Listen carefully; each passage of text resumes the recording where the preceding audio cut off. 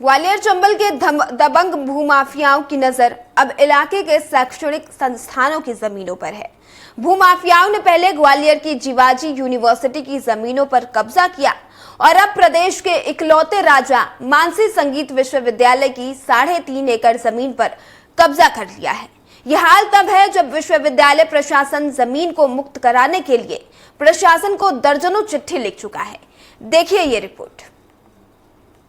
के महाराजा मानसिंह तोमर के नाम पर सन 2008 में स्थापित राजा मानसिंह तोमर संगीत एवं कला विश्वविद्यालय संगीत, नृत्य, ललित कला और नाटक एवं रंगमंच में पाठ्यक्रम प्रदान करने वाला प्रदेश का पहला विश्वविद्यालय है।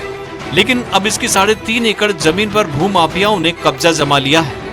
यूनिवर्सिटी के कुलगुरु के मुताबिक उनके द्वारा प्रशासन को दर्जनों चिट्ठी लिखी जा चुकी है, लेकिन जमीन अब तक मुक्त नहीं हो पाई है। अब उसके लिए निरंतर पत्राचार तो हो रहे हैं। पीछे की तरफ अवैध कब्जा है, इसको लेकर निरंतर प्रशासन को लिखा जा रहा है।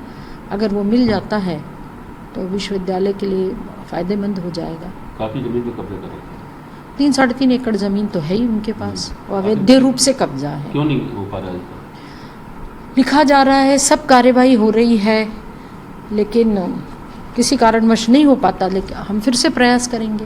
राजा मानसिंह तोमर संगीत एवं कला विश्वविद्यालय के विस्तार के लिए शासन ने यूनिवर्सिटी से लगी 3.5 एकड़ जमीन यूनिवर्सिटी को सौंपी थी, जिसके बाद संस्कृति मंत्रालय ने भी जमीन को आवंटन और उसके भूमाफियाओं से मुक्त कराने के लिए कई बार ग्वालियर कलेक्टर को पत्र लिखा।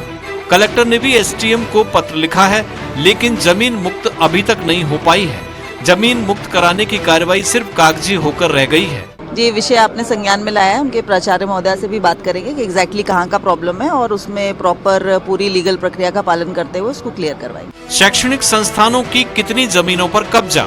राजा मानसिंह तोमर संगीत विश्वविद्यालय की 3.5 एकड़ जमीन पर भूमाफिया का कब्जा है। दर्जनों चिट्ठी लिखने के बाद भी ये मुक्त नहीं हो पाई है। जीवाजी यूनिवर्सिटी की 100 करोड़ रुपए की जमीन पर दबंगों का कब्जा है।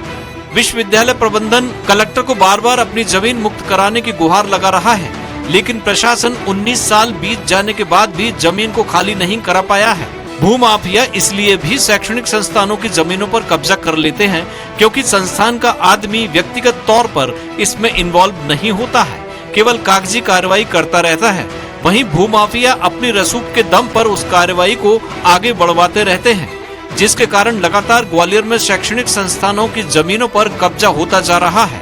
अब देखना होगा कि प्रशासन कब तक इन जमीनों को मुक्त करा पाता है। ग्वालियर से विनोद शर्मा की रिपोर्ट।